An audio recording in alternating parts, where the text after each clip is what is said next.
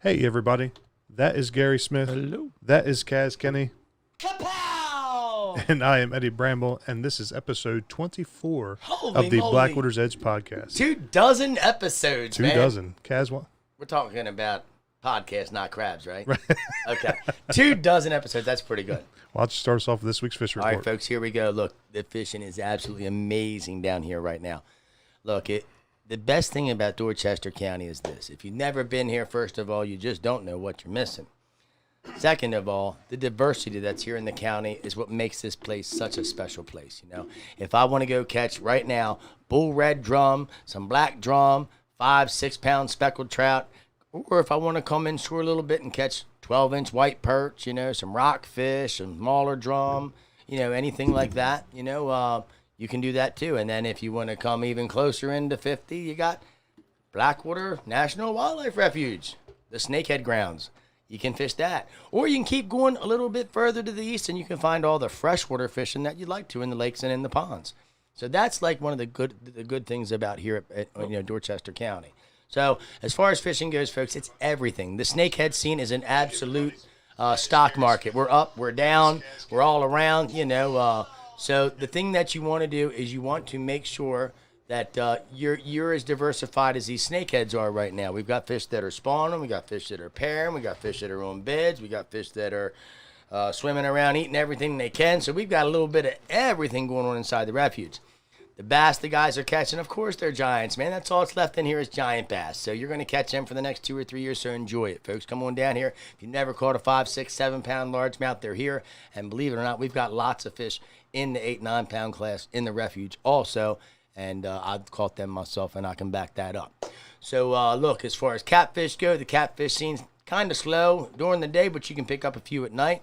And, look, if you like catching eels, you could probably find yourself a nice 4-foot eel to take home and throw in the bed and sleep with overnight and get yourself all nice and slimy before you go to work the next day. You know what I'm saying? So they're around. So a lot of people, they've been calling me, I think I caught a big snake. And they send me a picture. I'm like, look, it's an eel, you know. So if you're fishing and you catch something that looks like a snake in the middle of the night and you want to call me at 3 a.m. because you think you got some kind of snake, that's not what it is. It's an eel. Please put it back in the water or eat it, one of the two.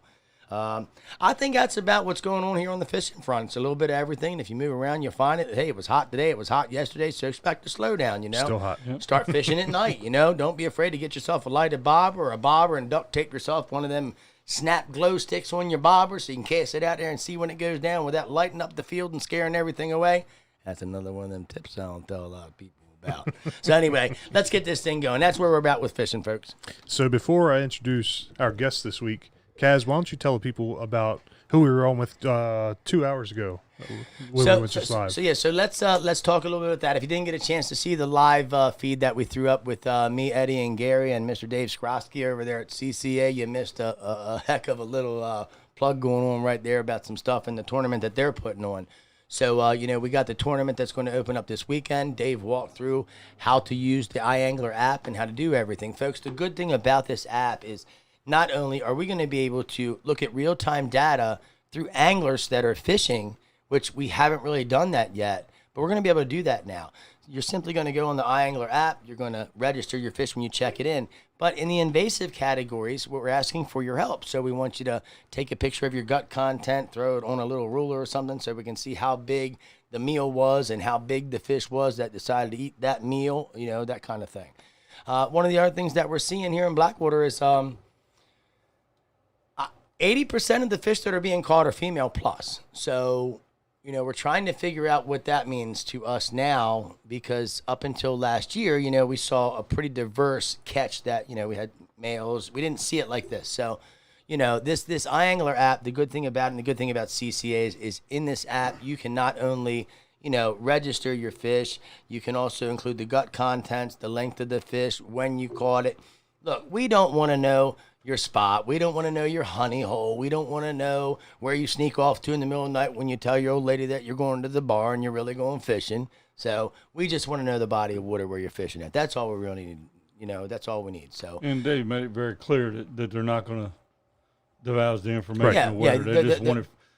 If you do it online, it'll show. If you have GPS on your phone, it'll show your location. That's not going to be given away, so nobody's going to get your spot. Right. No, all this information is going straight to DNR. All your all your gut content, all your location, all that is going to be going straight to DNR for data collection, so we can better understand what these snakeheads are doing. And that's the main goal here. And I think the biggest thing here is that this is going to help, the state out in more ways than one. We're going to not have to hire all these biologists to come in and survey this river, that river, this river. We're reaching out to you. We're asking you for help. That's what we're doing, okay? So I don't know if you saw this week, Joe Love, he put out a little video this week asking for you. You can email him stuff too. But back to the tournament deal. I mean, the good thing about this is we'll get to be able to compile real-time data. We'll be able to save the state some money. And look, folks, I know that some of you are really upset with me because I keep talking about it. But you know what, folks? I'm sorry. I'm going to keep talking about it, and you're not going to like it. Conowingo Dam's an absolute disaster, folks. Look, it's a disaster, folks. I'm not making up a mountain out of nothing. I'm being serious. If you're up there and you're watching what's going on, you know what I'm talking about. And I've got some friends that work there that are, talking to me about what they're seeing inside the dam, what they're seeing where you're not seeing, okay? And what a lot of folks don't understand is that, when they let that water rip out of that dam, yeah, we all catch fish. We're all in line. We're all there waiting to do that. But as soon as they shut that water down, all them fish that been up there by the dam, guarding their fry, swimming with their babies. On the west side, folks, when they shut that dam down, there ain't no water over there. And what do snakeheads want? And where do they thrive? And where do they take their babies? So the problem we're having is, y'all are catching them over here on this side, but ain't nobody catching them over there. And I'm not asking you to trespass on places you're not supposed to be, because you're certainly not supposed to be over there. I'm trying to raise the awareness so you realize how serious this is, man. You all are out there blowing this stuff all over the place. I'm sorry, but what I'm seeing and what you're telling me that you've learned or what you've been educated as or what you're seeing, not the same I'm seeing. So I'm going to keep it as real as I can here. We're going to keep it as real as we can here. And if that's not what you're about, then I don't know what to tell you, man. We're doing the best thing that we can do to make a difference. And if you're an angler and you care about your water, then by all means, you should be doing the same stuff. I'm sorry. Sorry for the rant, guys, but you know me. So where I wanted to tell you is, all these snakeheads are over there on that west side. When that water ain't running, when they cut that water open and they push them down the river, now they're deciding they want to go up an Octorara because they know they're smart enough that if they go back where they were, that something might happen to their babies. So now they're carrying all their babies up the Octorara with them. So, and this is not a lie. I got guys telling me they're shooting them off of bridges all over the creek from the roadside. So if you want to think that ain't a problem, let's just think about what we saw last year and what y'all see this year. And if you can look me in the eyes and tell me, well, Kaz, they only caught a handful last year, day up there, and now they're catching 87 an hour. Something's wrong. So do your part. Thank you, CCA, for what you're doing, and we're going to do as much as we can do to help you promote. We're going to do as much as we can to help the state to get answers and to get the truth out there. That's what we're going to do. We all want the truth. You know what? I've been working 5 years to try to find the truth, and I think we're just about close to finding it. So, Dave, thank you. CCA, thank you. And you can join CCA for $75. Is that what it was, Dave? I think it's less than that. It might be less than that. But you join CCA, you can get in these tournaments, and you can help do the same things that we're doing, which is make a difference in your community. So, thank you. What about the Calcutta? So, Blackwaters Edge is sponsoring the Calcutta for the invasives division for snakeheads and invasive catfish. I think it's total inches. Yeah, so the total inches is I think how they're doing that Calcutta, and I think what are we paying for the Calcutta? It's $20 enter, and it's gonna be $75.25 for the Calcutta. So $75.25. What we're doing with that money is we ain't putting it in our pockets like everybody thinks we're doing. No, it's we're giving it back to the community. That's what we're doing with it. Okay, so CCA will take that 25% and we're gonna reinvest that back into our communities to try to do the things that we need to do. To try to swing some change or bring about some change. So. It's just altogether a good thing, So, and I think that, you snakehead guys out there, let's show them what's up, man. Let's show them that you want to win some money. Let's see that big boy. Bring him by the store. Let's take your picture. You know what I'm saying? So it's $20 enter. You can either enter here at the store or you can enter online at the CCA's tournament page. I can't remember the exact URL. I'll have it in the description after the podcast. We'll get all that up, and then if you want to, you can go back on Blackwaters Edge, and I think we did put up our little live broadcast earlier today, so that you can go back and read that after the podcast today. But look, before I forget, we didn't even say this, and I know we said we were going to. So at the end of the show, we're going to give away a bunch of prizes. We're We're going to start doing that this week, and we're going to begin doing that every week that we do the show. So hold on. Tell them exactly why we're doing this. So the reason that we're doing this is because we want to raise the awareness, we want to educate the public, and we want to give back. You know, we want to say thank you for the things that you're doing to help. And I think the way that we can do that is by giving back to the community. You know, we don't want to continue to take from the community. We don't want to continue to complain about the community. We want to come together and we want to make a difference. So, I mean, that's part of it. What else might I be missing there? Anything you can think of, Eddie? Well, you've moved your Sunday Funday giveaway to. I didn't want to tell them all that, but that's okay. Let's tell them. Go ahead. So Kaz is moving. I thought you said. No, I want you to. That's why I set it up like this. Go ahead, because I'm getting ready to get loud here in just 1 second. So go ahead. Oh, you're waiting till the end though. It's at the end. No, but I just want to do one loud thing right now. That's all. So Kaz has changed his Sunday Funday giveaway from the crab stand. Now he's going to be doing it here on the podcast every Thursday. So we're still going to call it the Sunday Funday Giveaway! But we're going to do it on Thursdays. So that's just going to alleviate some stress on my end with everything that's going on between everything that we're doing. And we can consolidate it once a week into this hour rather than me stressing out every day because I ain't got time to get it done. Look, we love you. Blackwaters Edge is coming in on the Crab Stand Sunday Funday Giveaway. We've got a bunch of other people that are coming in there. So every week we're going to share this to the Crab Stand. You're going to be able to see if you won. We're going to see how many prizes we got. I think today we got nine prizes going out today. So, all right, enough of all that stuff. Right. Let's get this thing rolling. Before we get to the 9 prizes. One more thing? No, I'm just kidding. This week, we have another special guest this week, and it is Chris Dixon. Chris, how you doing today, buddy? I'm doing pretty damn good.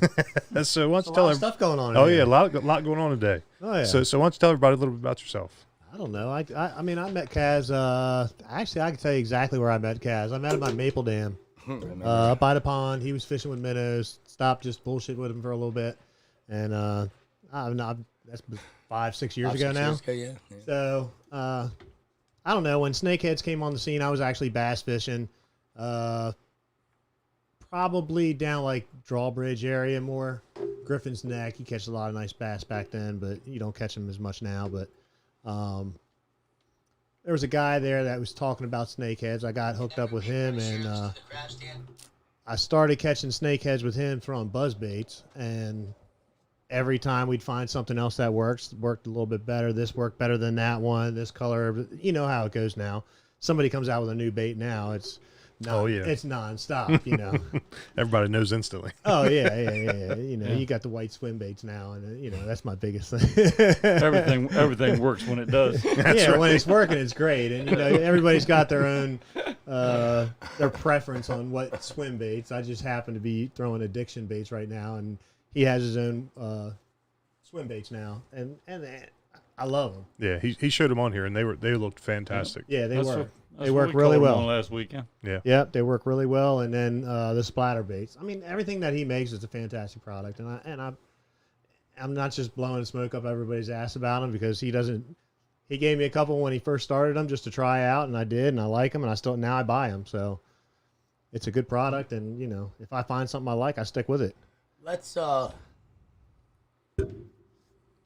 how old were you when you started fishing? Do you remember anything about your first fishing trip, the first fish you caught? I mean, what do you remember? What got you to where you are today with the fire that you got every day that says, I can't wait to get off work so I can go jump in my kayak and I can go catch me a fish? Shit's getting deep now, right? We're going back. We're getting a little wave. We're getting good. Yeah. No, I grew up in Miami on the canals, like in between Miami. Well, that's what I want you to talk about. So, and you know, the Gulf Coast, like dead smack in the middle. It's all canals there. You got Tamiami Trail, ramp monsters. Yeah, I mean, it was a townhouse community, but there was a canal that ran around in there, the lake and everything. So we used to fish the banks all the time. Alligators swimming by. You know, they didn't bother you. You don't bother them, they don't bother you. Now, back then, did you catch things like Oscars and angelfish? No. Like we did catch Oscars. Yeah, Oscars have been around for a while. I think some of the cool stuff that I see, and I don't know how cool it is, but I think just the diversity of fish that are able to make it in those canals, the peacock bass. Yeah, peacock bass. You know, I wish they were around. Yeah. Were the other snakeheads down there? Bullseye? Yeah. No, I've never even seen. Never seen them. I mean, I've seen them online, but I haven't seen them in person because I haven't been back down there.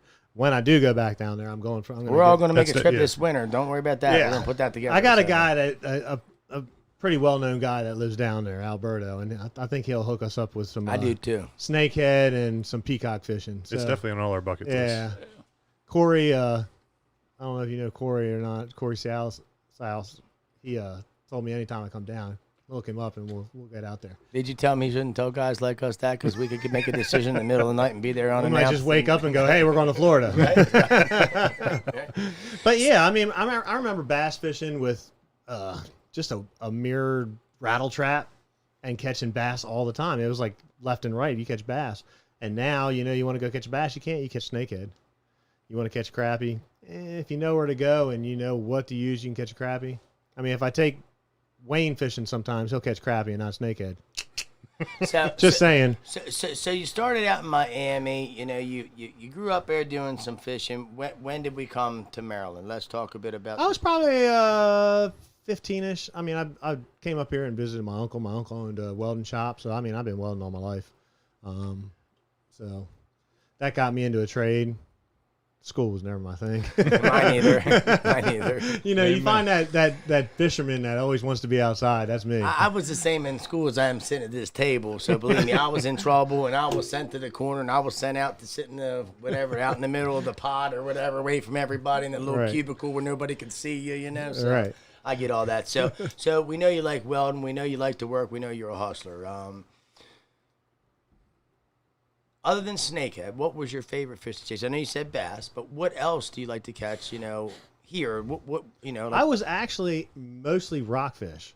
I would go out Cloris Point and I would jig for them right off that drop off. See, I remember when me and you first met that's what you talked about was rockfish. You had this boat we talked about, and I'm like, man, I was like, if this guy likes fishing like that, I can't wait to see what he falls in love with these snakeheads. That's what that's what happened. Bills came up and things get, you got to have money for something. You sell the boat, you pay your bills, and and then you start fishing the kayak. But so now instead of a $4,000 boat, you got a $4,000 kayak. I don't see much of a difference here. No, I'm just kidding. I wish I had a $4,000 kayak. But you don't have to buy gas. Sometimes I don't. Yeah, that's right. The pedal thing seems nice, but I got a couple ideas to put a motor on the back of this thing, so I can get to those far away areas that you want to get to when you go to your spot and there's 11 people already there. And you just get fed up with it. Just get one of those kayaks with the jet ski motor on with the joystick to control. Yeah, I want one of them so bad, man. Dude, I could be in so much trouble if I got my hands on that go thing 30 miles an hour on a kayak. Oh man, dude, I'd be going by the bank pulling that thing, just fishtailing everybody and getting them all wet. Be like, yahoo! You should get one. They only start they're like $8,000. Yeah, eight or 10,000. Cheaper by the dozen. We get a bunch of people together, we can get some, right? Gary can get them. I know that. 7,500. So you're working now. You got minimal time to fish in the evening. What's going on out there for you right now with your fishing? What are you seeing? What are you catching? I mean, you're out there a lot. So the public asks every day us these hot questions. Let's talk to the guy who's been out there the last week and a half, 2 weeks. What have you seen? I actually got a call. People that I know had some baby geese in their pond, and they had 3 baby geese, and then 2 of them disappeared, and they were like, what do you think it could be? And I was like, well, could be largemouth bass, could be snakehead, could be snapping turtle. But they didn't think they had any snakehead. They didn't know. Right? They've had geese for years there with no problem. I think that's what you were telling me. Yeah, and these are real small geese. So went over there. We fished that for a while. Had a couple blow-ups. Snakehead definitely, just from the bubbles. Wayne just got tired of it and started catching crappie. So he was out fishing me because he caught everything that was in that pond. He asked for it, didn't he, today? Catfish, bass, bluegill, crappie. And I told him, I said, we're not here for those. We're here for one snakehead, at least, to find this big snakehead at least. Right. So after, an hour or so, I got looking around the back, and there was another pond that linked onto this thing, and sure enough, he went in there and he caught 2 8-pound bass. Could be. Then I brought in that 4.5-pound snakehead. So on the addiction splatterbait. that he was like, I'm not sure. I never have any luck with it. And that was like boom, boom, boom, 3 hits on it right after bat. That's my go-to, man. Yeah. I don't know what it is about that thing. Daryl, you got to be feeling the love, right? I don't know what it is. Slow them down, man. You can creep them through the water and they're still rattling. You can't beat it. Yeah. Now, I know Eddie hasn't had much time to fish this year, have my you? God, we've been so busy here at the store. It's been unreal. Well, I mean, we've been very lucky because, I mean, with this whole coronavirus mess, we've still been very busy at the store. Thank everybody for that. I mean, it's phenomenal that the sport we've gotten through. Yeah, you ain't kidding about that. That's awesome. Yeah, we've been very lucky. So you fished our tournament trail. Oh, yeah. Well, I did until the whole shoulder incident. That was on, was it the first or the second one? I just want to talk about how bad AZZ you are. That's all. You know what I mean? Because you one badass snake fisherman. I always came in with fish. And I might not have been the biggest one. That's right. But I always came in with them. You're always right there. But yeah, I think it was the second tournament when in the middle of it, you tore your rotator cuff. Yeah. So. Yeah, that was we figured it out to be like a 14-mile paddle. Holy in cow. 2 days. So hold on, we need a better story than that, folks. Look, he was out there fishing and he was hooking so many big ones, man. Like the 6-1 that he caught, man. I seen him when he came in. His shoulder was just hanging off his body like that. I said, "Are you all right?" He said, "I don't know. I had this big snakehead hook, man. Towed my kayak around for 14 hours, man. And it just, I don't know what happened." I like that one better. You could say that story anytime you want. You know, I'm going to tell you how it was. You know, fishing one side of a creek and then fishing all the way to the other side of the creek. And you know, after that first day, we weren't going to make weigh-in on Saturday. It wasn't going to happen. And you know, so I was like, I'm just going to stay here and fish for a little while. Sunday went out, didn't do the whole both sides of the creek. Went in a shorter route, and it wasn't as bad. But coming back, that wind was like right in our face, and you know, I was just paddling hard to make back to weigh-in. You know, I felt it when it happened. I felt it. It was like instant sore. And you won a little bit of money, didn't you, through the year? I mean, I think you got a couple checks, didn't you? I got a little bit here and there. The biggest one was Denton. You know, Damien's my arch nemesis number 2. All you boys gonna get ribbed today. I'm just letting you know. I'm not gonna have any parts of it. I told him he had free reign to do what he wants. Damien Cook, he already knows. You know, he's gonna be my number 2 until next year's Denton. When Denton has it, you know, I gotta prove myself. And the only reason that whole thing came up was, you know, I go in there to register and here's Damien and he's talking all this smack. You know, you should just keep your money. You're not gonna win this. And I was like, really? I was like, you should put all that stuff back because you can't catch any fish. So it was like back and forth. And Chris was cracking up in the back. He was back there making a rod.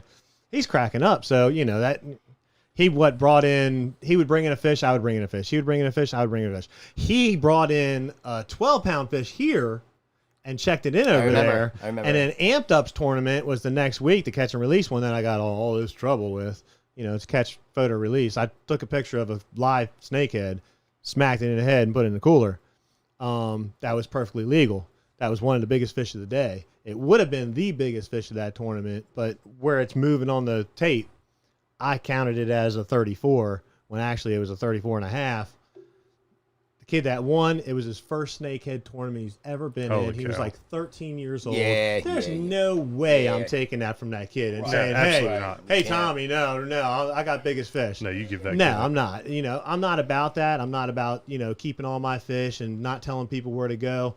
I do kind of keep a little bit of secret here and there of where to go. We all do. Oh, yeah. You know, but if I'm fishing and it's like getting late and I've got 3 fish, I've got a list of people that want fish. They know that I catch fish. There's people that we do work with and work for, and they say, you know, if you ever get an extra fish, give me a call. And I call these guys pretty regularly. And, you know, I'll stop it by their house. They'll run out on the curb, grab it out of the cooler, and, you know, I've met a lot of people this way. I've met a lot of people that I fish with. I may fish on the other end of the county, and by the end of the night, I'm like, man, I don't want to fillet these fish. So I'll backtrack all the fishing spots, and I'll ask people, how you done? How'd you do? We haven't gotten any. Really? What are you using? I might even stop and fish with you for a while because I'll give you a bait or something like that, and I'll give you a fish by the end of the day because I don't want you. You traveled 2 hours to get here. I'm going to make sure you go home with a fish. I think that's great. And Gary, I know you do that a lot too, you know, when you have extra fish and things like that.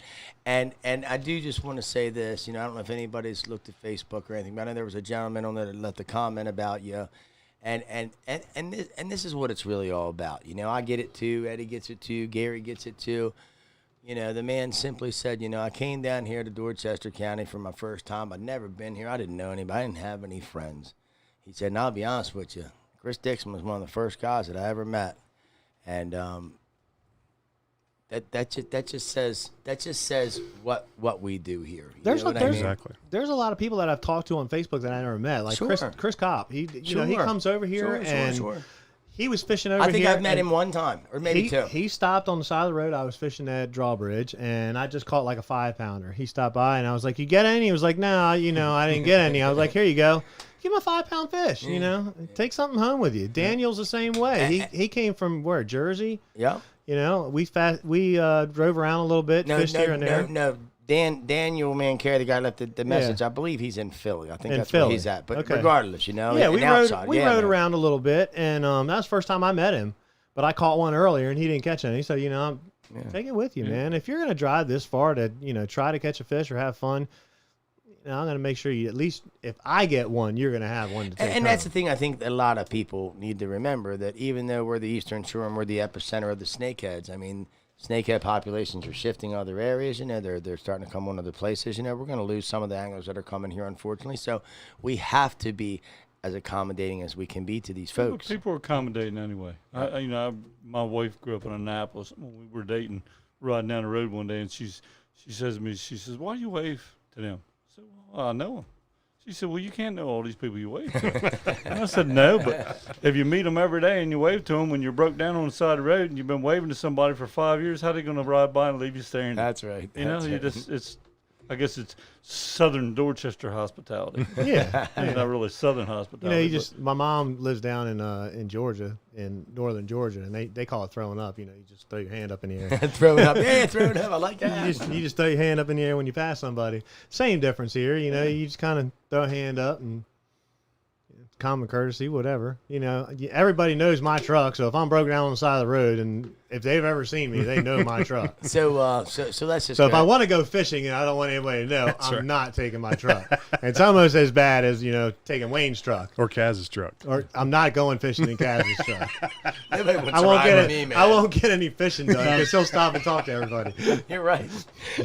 I can't say too much because I'm about the same way. I'll stop and talk to you. I think the biggest thing about all of us here is that we do talk to people.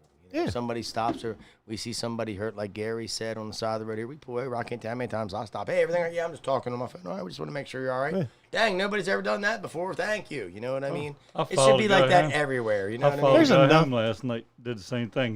He passed me out a brand new Toyota Camry, and his hubcap on his right hand wheel was just wobbling like crazy. So I followed him home. He was in front of me going the same way, and when he turned on Stone Boundary Road, I followed him. My wife said, "Where are you going?" I said, "We'll tell this guy about his hubcap." So I pull up behind him when he pulls in his driveway, and he's like, he's kind of giving me the look, And I said, "Hey, man," I said, "I just want to tell you, your hubcap's loose. You got a new card and figure you want to ride around with 3 hubcaps." He said, "Appreciate it, man. Go on." But that's what you do. That's all it takes, man. I mean, good deeds are not. I mean, they happen around this county more often than people realize. Yeah. But it still needs to happen more. Well, it's like Mary called me and wanted to know, did she lose her fishing rod? Did she leave it down there? And she did. I'm not going to give it back, but I found it. Mary, Gary called me and asked me to not leave a fishing rod, and I said, "Send me a picture." I said, "Yeah, that's mine." He said, "Are you sure?" I said, "Look, I gave you $50. It's mine." No, I'm just kidding. We got it here for you.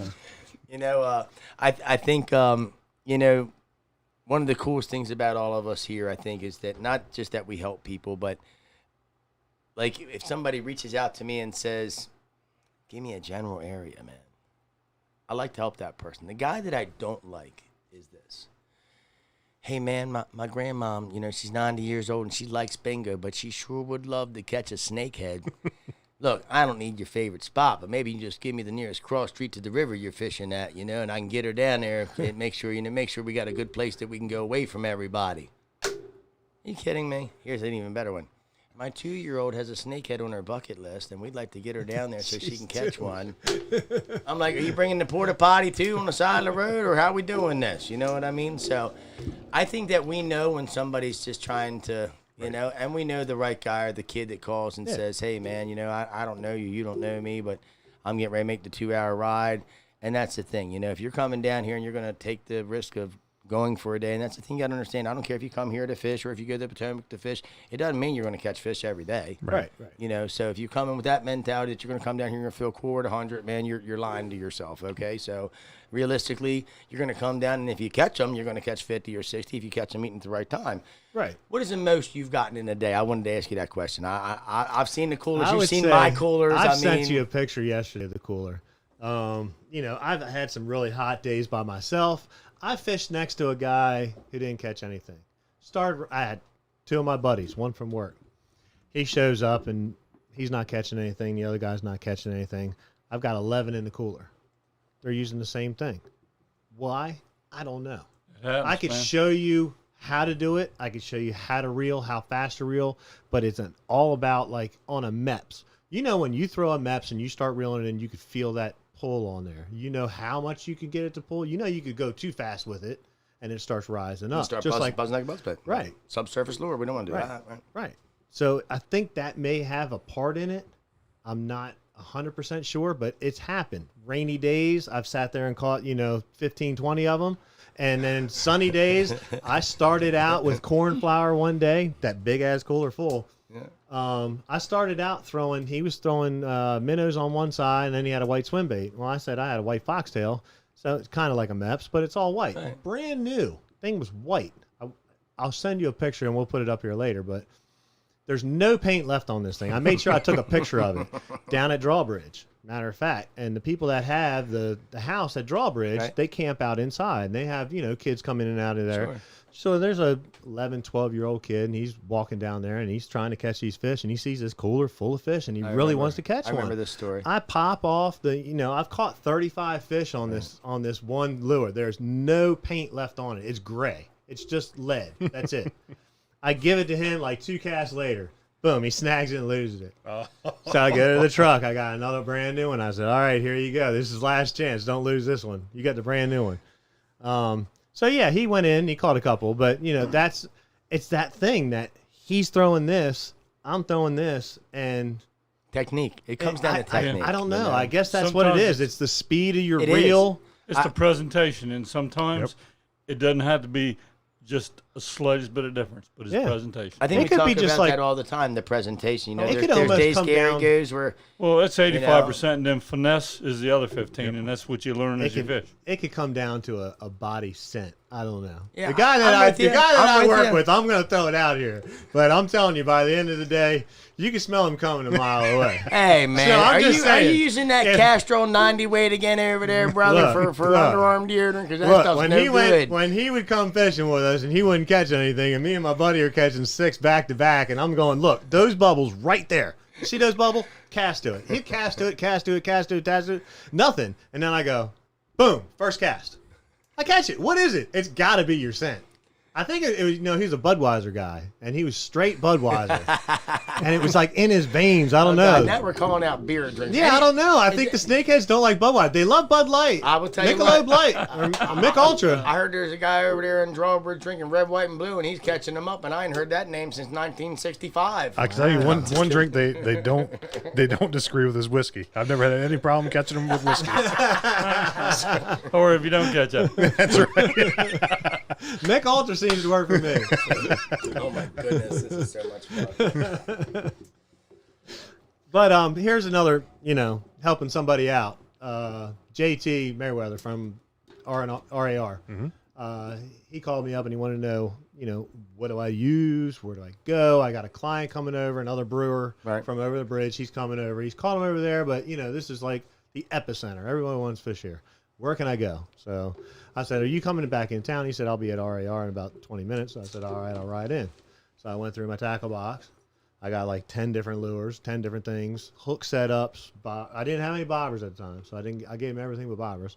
And went through and told him about where to go and go here and there. And, hopefully you could find a spot because you're coming down during the week. But with COVID, everybody's fishing. Every day of the week. Every day. You have no breaks, and the fish are just... It was pretty crazy, brutal. Man, when this thing, that COVID first started, the vacationers, I want to call them, that just thought... Hey, nonstop. They camped out every day. Every day. Yeah. I got a guy, we'll get back to the RAR. He goes out, and I haven't talked to him since, but he did text me during the day. He was like, where can I get minnows? I was like, here, hit these guys up. And I gave him Damien's number, his personal number. I said, hey, call this guy. Tell him, you need minnows. So I'm sure he did. He said, thanks. I'll probably see him this weekend, find out if he caught anything. But, somebody calls and, I mean, we're not hiding stuff here. I'm not hiding that's anything. what gets me about it. Let's protect this spot. Let's protect, man. What are you protecting? When really? it first came, it first came down to it, it was like, we've put the time in and find these spots. Yeah. But honestly, with everybody that fishes them now, you got Key Wallace, you got Maple Dam, you got Drawbridge, Aries, Transquaken, DeCourcy, Newbridge, and I'm telling you, Newbridge is going to be, that is like the biggest cluster F you ever seen. I mean, I've got guys that I know. What is it called or what? Well, I'm trying to keep this, I am the masturbator, but I'm trying to keep that was my next question coming. I was going to say, look, let's just cut it. Let's just get right to who you really are. So. Well, I'm trying to keep it kid friendly, but I do have bass fishermen that, that I've known for years, and they've gone down there and they go, what the hell is going on? We cannot get our boat in there. We can't fish because, the parking lot at 4:00 in the morning. Yep. Full. And this guy is one of the guys that kept that place clean. The reason there's a trash can there is because of Buddy Foxwell. Buddy Foxwell, that was his, he had a club. Thanks, buddy. We appreciate it. And look, he goes down there and he puts that trash can there and he picks up the trash. I know. And that was where, he had his yearly tournament in July for, his daughter that died. And I fished that tournament. I don't know if I guess if we put the word out enough, when it came time to have this tournament, and I am going to put the word out, when it is the day of his tournament, it's an invitational, I'm going to ask people not to go there. Right. And I'll tell you what, and we will do everything that we can to help promote that for him. Yeah. I mean, he's been a great person in our community. Really? That's a tragedy that he wants to celebrate. You know what I mean? I don't mean it to sound like that, but we need to celebrate that. You know what I'm saying? We need to celebrate all that. It's a memorial. Yeah. Right. So I'm just saying, when you're ready to do that, you let me know. Right. And we'll even reach out to Dorchester County's finest. We'll get them involved with us to get some help there because we're helping them out too. We're all working together. I don't mind people fishing, but if you have an event like that's been going on Right. for years and years and years. Right. I fished it not last year. I was doing something I couldn't fish it the year before. I ended up fishing it, and that was with a buddy of mine as just something to do.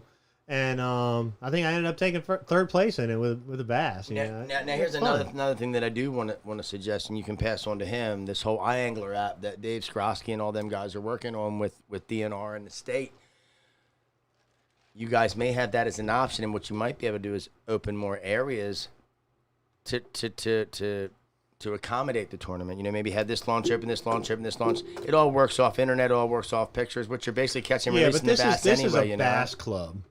This was I can't even think of the name of it. It's a bass club that he's had. Well, if it's a bass club that's been there and that's where they want to fish, then 100%. Then yes, let's get that shit locked down. Let's put some ropes up. Let's block some roads off for the tournament that day only. We'll get in touch with some events people up there planning. And I'm telling you, park and recs. There's people that have tournaments there from other clubs, and they struggle with parking there just like everybody else. Sure, but this is kind of a little bit different. He ends up taking up a spot right there at the water, at the beach, at the ramp, and sets up a tent, barbecue grill. Everybody that catches, everybody that's in the tournament, you go down there, you have some drinks, you eat some hot dogs, hamburgers, and it's a great time.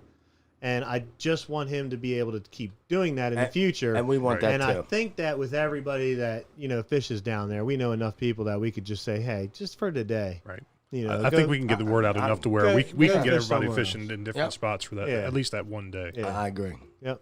I mean, I'd even be willing to maybe open up something private for the day and let 100, 200 people in there to get them out of there. You know what I'm saying? Exactly, yep. Well, and his tournaments usually, I think we launch at, 5:30, 6 o'clock. But even then, anymore, you get down there at 4:30. I know. You can't find a spot. It's like you're saying, Chris, basically 80%, probably more, 90% of the places to fish, especially if you have a kayak or a boat, it's public waterway. Right. So there, you can't really have a spot. Right. I mean, here's the thing. We know we got Marcia working for us over there at the refuge. We're working with the people in the county, the mayor. We're talking to everybody. We're staying in contact with people. you know, we want the community to reach out to us in a kind way, the same kind way that we're responding to you. You know what I mean? So, I mean, that's how we need to really kind of handle this stuff. This whole yelling and screaming and cussing and pointing fingers and all that, we're not solving a darn thing. We're just creating more resentment. We're creating more hostility. And that's not what the world needs right now. You know, there's enough of that going around. You know, I mean, with everything going on, if Yeah. you go down, you can go down to any of the fishing spots, and with everything going on in the cities and stuff like that, I'm not going to get into it on here. And yeah, sure. No, this I'm is not the place at all. for it. But when you go out fishing, you don't run into any of that. No. Right, right. You know, I don't see anybody different when we're fishing. Right. If you're fishing and you haven't caught any, like I said, black, white, yellow, I don't care who you are, where you came from. 100%. I'm going to give you fish if you need to 100%. fish. I think that we all just want to do the next right thing. Yeah. I mean, I think that's the bottom line. I mean, Yeah. I look at Gary and all the extra things that Gary does for people that, you know, aren't necessarily paying to go on a guided trip or anything like that. And I'm the same way. You know what I mean? I could be charging $200-300, take somebody out there. Instead, I'd rather be a nice guy and maybe hang out with my dog for 4 hours and tell you where to go. You know what I mean? See somebody catch one that's not caught one. Right. Right. That's the best Like thing. Horn last weekend, which I'm going to post a picture of. This guy came up all the way from Georgia. He was visiting, and he caught one like 20 minutes before dark, and that thing came out of the water, danced on his tail, and he just lit up, man. It's awesome. There's nothing better than when you get to see somebody's first catch or their first snakehead. That's one of the best feelings. I tell you what, I'm really enjoying is seeing all these kids, man. Yeah. All these kids with all these.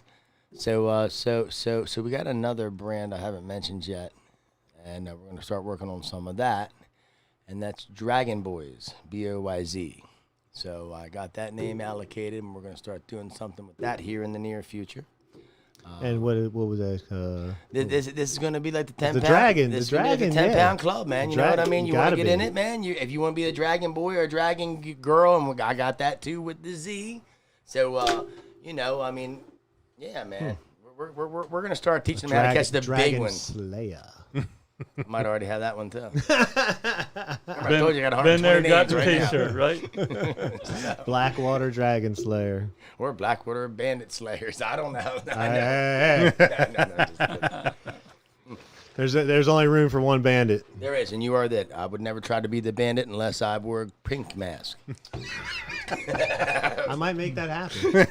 You probably will. Just Bambi, not Bandit. Just to make me eat crow like you're meeting Wayne and all them guys eat crow. What'd you say, I Gary? said that's Bambi, not Bandit. The snakehead Bambi. Hey, Yeah, there you go. for the baby snakeheads. I don't know anyway. Yeah, no. You know me. I sit home at night. No, I think about it. Say, hey, man, this Yeah. could work. This could work. That could work. So, what is your plan for this year? I mean, what is your goal snakehead fishing? Like, if you got one goal for this year, we all got a PB. We know that. You know, but what is your goal for this year? What do you intend to accomplish out there on the refuge? What does Chris want to do? I mean, the tournament scene is all but gone Yeah, this year. it's a weird year. You know, All right, so I got there's something. I've got to go for you. There's some West Don't Side tear your ones. rotator cuff. No, definitely not. See, That's painful. You know, you add up all the bills. That's like 40 grand. No you doubt. know? Look, So, here's the thing. We're gonna have some tournaments. Yeah, We're gonna have some here. yeah. But I think we're going to utilize this iAngler thing that we're all talking about. There's a couple of different things out there you could use, but that's nice because it The links reason we you want to into use that. this iAngler app is because we're linking it to the state, and we're doing that for the data collection on the snakeheads, Right. you know, that kind of stuff, so that we can kind of Right. track that. And there are That's some why I like tricks to you that. know? From what I understand, that you know, there are settings in there that you have to put in there for you. If you don't want anybody to know, because Yes. an iAngler app, I believe, is you could share your spot with Public other view. people that you fish with. If you want to. If you want It's to, a choice, it's yeah. something that you could turn off. Yes. So you know, if you're in this tournament and it's a iAngler, you know, you could turn that off. Right. And like we were talking about earlier, you know, all they want to know is what body of water. Exactly. We don't want They don't need to know GPS. where your GPS how many coordinates bricks are. were in the ground No, there. they things don't like need that. any of that as far as DNR is concerned or the tournament's concerned. When we were all they on want to the- know is where the body, what body of water. When we were on the call with Dave earlier, he said you don't have to check it in while you're fishing, because if you do that, it'll use your GPS. You can wait Right. till you get back to the weigh-in, Right. and then you just have your general just give the general location, and that's perfectly fine. Yeah. And there's no problems with that whatsoever. Right. So, right. Yep. Kaz, you ready? You got any one mores? And you darn right I do. He's always got a one more, All right? right, so look, before we even get into it, I just want to say, Chris, Thank you for all that you do here. Thank you for being the guy that you are. Thank you for helping people. Just thank you for being who you are, the masturbator. Hey, I try. I mean, something's got to tear my rotator. Might as well be fishing, right? No, he didn't. No, he didn't. Oh, yeah, he did. That's why we love him. But yeah, I mean, anything else, I'm going to add one more thing. By the end of the year, I hope to have a couple other people catching fish, and they know who they are. They haven't caught any fish yet, and I'm gonna get them on fish, and there's a couple of them out there. I got some young kids that wanted to go fishing. That with everything going on, they haven't fished. They were adopted, and they want to go fishing. But with everything going on, I can't get them to go fishing right now. Right. So as soon as that's done, that's probably my goal to do, is to get them out and to get them a snakehead. And that's fantastic. There's a couple other special people out there to take fishing. Hello? Hold on, I'll ask him right now. Okay, so we got somebody here, and this is what they're asking you. Hold on, what was that? I've never been to Dorchester County, and I'm going to go snakeheading for the first time. Where do you think I have my best chance to break my skunk? Okay. If I had to go someplace Hold on, fish Bub, we're getting it. right now, off land, you can just say the body of water. How's that? We don't got to give a location, but if you have one the two spots you fish from land that I would go to, it would either be Transquagan or I would go to Chickawacomico. Okay, there you go, folks. So if you're coming down tomorrow and you've never been here and that's what you want to do is you want to catch a snakehead, listen to Chris, go over there, think out the box, be diverse like we talked about, and don't be afraid to go and take a little drive and explore the county and look for something that you might not know about. There might be, if it looks marshy and you've thrown everything in there, the thing I know that's going to catch them, if I don't throw anything all day, I'm going to throw this one lure if I haven't caught them, and that's a number 3 Meps. And that's it. That's the best advice I can get. Yep. Don't get any of the flashy colors, brass, little red tail. Meps number 3. Throw some stuff first that's halfway weedless, so you make sure there's not a bunch of hang-ups in there. You don't want to start out with Meps you're going to lose first time you cast. Yeah. If it's junk in the water. Right. But if you know the body of water and you know they're there, you're sitting there looking at bubbles, and it's the most frustrating thing. You can sit there and throw chatterbait, swim bait, splatter bait, whatever you want to. When it comes down to it, if you can't catch them on any of those, just throw Meps. 9 times out of 10, you'll catch one. It might not be the biggest thing, but I bet you catch a small one. It'll kill that skunk might be that one. Hey, what's that saying I got? What is that? They can't all be big, but they can all be big fun.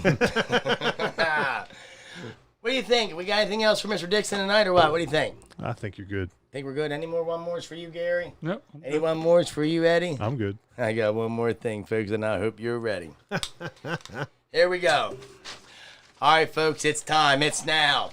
It's the first one of the year, and we're going to have lots going on.